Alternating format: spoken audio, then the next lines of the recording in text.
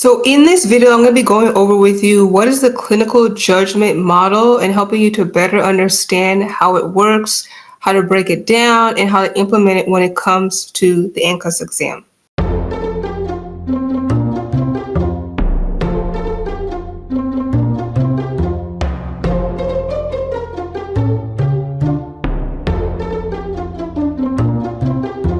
So hi, my name is Choma, or I go by Nurse Choma, and I'm the founder of Choosing Nursing over at choosingnursing.net. We're here to help you to pass your nursing boards.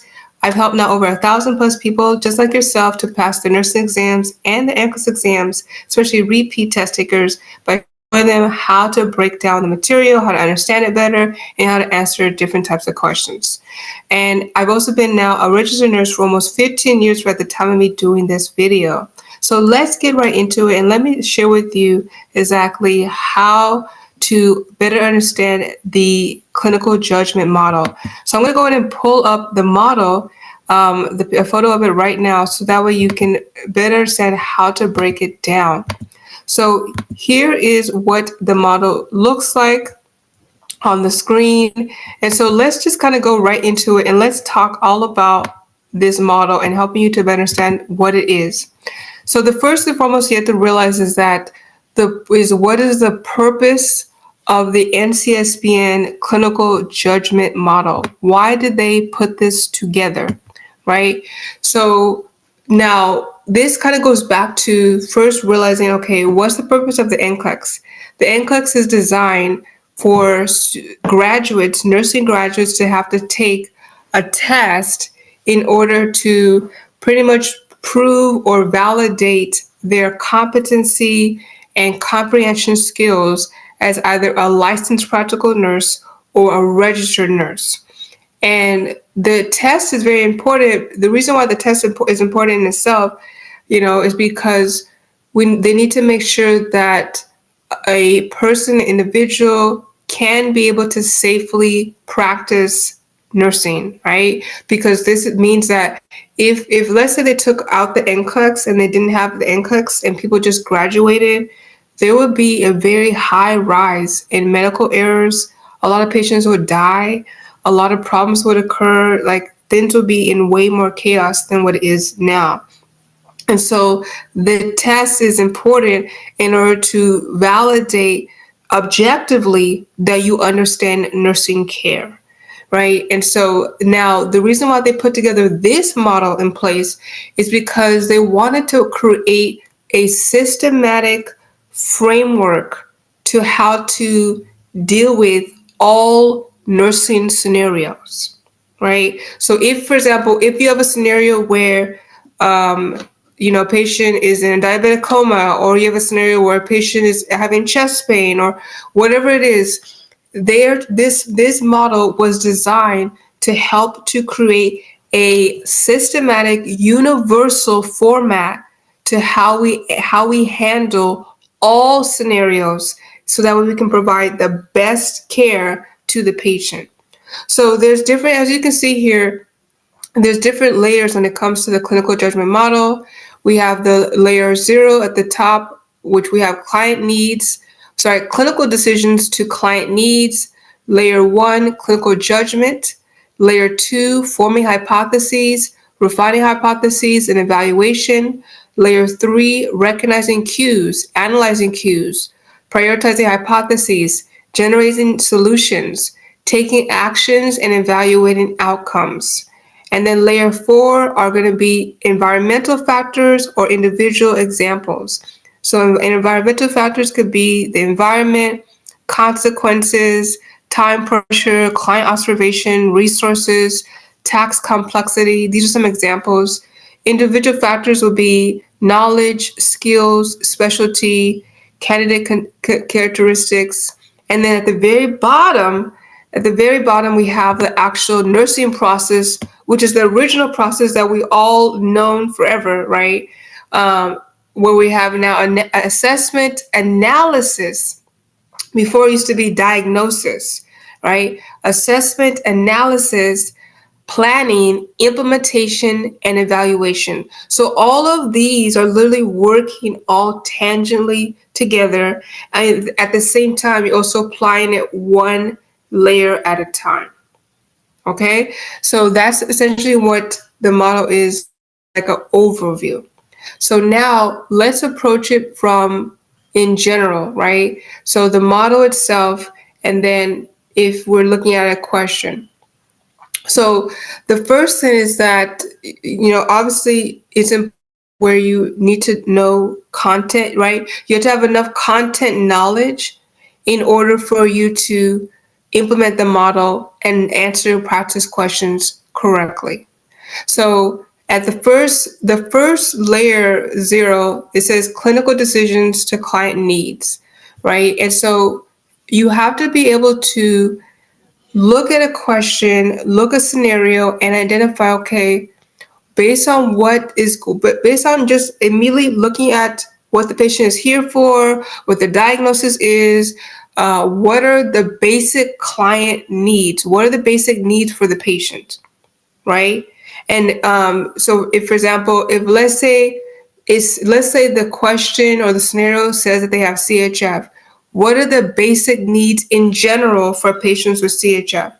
Let's say the patient is on some type of blood thinner. What are the basic client needs for a patient that has blood thinners, that they're taking blood thinners, right? So it's first starting off with that format. Then layer 1 is the clinical judgment. So now you have to begin to judge. What does it mean to judge? Judging in this sense is where you can take the information presented to you in the question and then compare it to what you know and what is true about nursing, about medicine, about healthcare.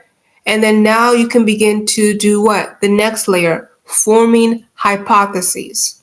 So one thing I would say is that this is the area that I've seen a lot of students that are repeat test takers struggle with the most, is not being able to effectively form hypotheses. So you have to form hypotheses. So that means that it's the question, the scenario will tell you different elements going on with the patient, and now you have to be able to form a hypothesis, right? Is this CHF now? Is the patient now having DKA? Is the patient now in some type of liver cirrhosis? Is the patient now, are they having a heart attack, right? So based on whatever it tells you, you have to be able to immediately form hypotheses. And if you struggle with forming hypotheses, it usually indicates that your content knowledge isn't broad and deep enough. Okay? So it means because if you're able to gather information and say, okay, this sounds like blah, blah, blah, right? Then that shows that you have clinical judgment and you're able to come up with, you're able to implement critical thinking. Then once you form a hypothesis, then you begin to refine the hypotheses. So you begin to narrow it down, right? So, okay, I was thinking this is CHF, but now based on this information here, it's actually heart attack. It's actually pulmonary edema, for example. Then evaluate, right? Then now the next part is being able to evaluate it. Then the third layer now, when you take the test, if you take the test and you pass the exam, that's how it's going to identify if you're able to do each of those elements correctly. So you're able to recognize cues. You'll be able to recognize, for example, if it provides symptoms or signs, you're able to recognize what those cues are, what those symptoms mean, and what is the symptoms and what they mean. You're able to be able to prioritize the significant hypotheses and now generate solutions. So if I think the patient is having a heart attack, what would be the appropriate interventions? Those are generating solutions. And then what actions would need to be taken based on how the patient is doing now or is doing now based on whatever we already done or implemented. Taking actions, evaluating outcomes. And the last part of it too is now you have to also factor in whatever else is going on with the patient, right? And so that's why it mentions here client observation. So looking at visually, the patient is using their accessory muscles. for example, right? Visually, the patient appears to be more ashen in color or appears to be more cyanotic in color, right? Knowledge, skills, or candidate characteristics. This could factor here. For example, especially if you see like a question says that you have a registered nurse from X unit, right? From labor delivery unit that's on a tele floor.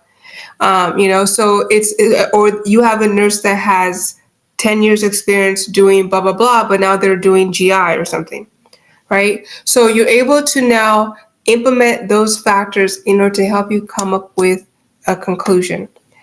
And then simultaneously at the bottom, the nursing process will be also most relevant when you get priority questions, as far as like priority questions. But at the same time, though, overall, you're still looking at everything that's telling you, right?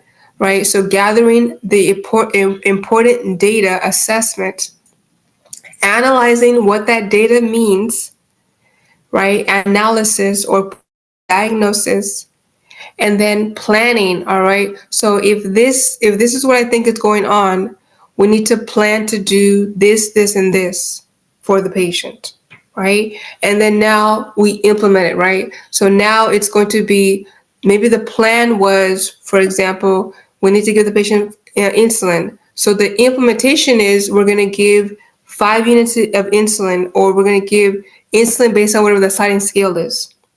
And then evaluation is now we evaluate what was done and if the patient is getting better or worse. And you'll see this often with those next generation questions where it will give you the nursing notes at, for example, 8 a.m. or 9 a.m. And then now it's 12 p.m. and now this is going on. And what do you think would be the appropriate intervention? So one thing I would tell you is that in order to understand this model well, you got to do it step by step, right? So meaning that, and initially it will feel challenging. But if you start off by first reading it, processing it, thinking about it, meditating on it a little bit, or however long you need to, then you can now apply it to questions. And now you can do it over and over again until it clicks. And now it only takes you maybe like a couple of minutes to answer a next generation question using a scenario, right? Using this model. Okay, so that's that's essentially what is the NCSBN clinical judgment measurement model.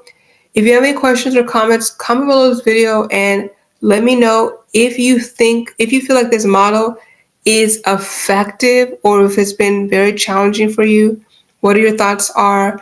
If you need help to pass your nursing exam, go ahead and click the link below this video to download my free NCLEX guide that will show you what are some things you need to do to avoid failing your test so that way you can pass your NCLEX exam. And then finally as well, if you really want to learn this material really well, because sometimes for a lot of students, the material is just very challenging, you can go ahead and visit our website to check out our School the NCLEX program, which will teach you this in much more depth and more detail. Now, make sure you hit this like, subscribe, and follow button, and then you can check out the next video to help you better understand the material, and we'll see you the next time.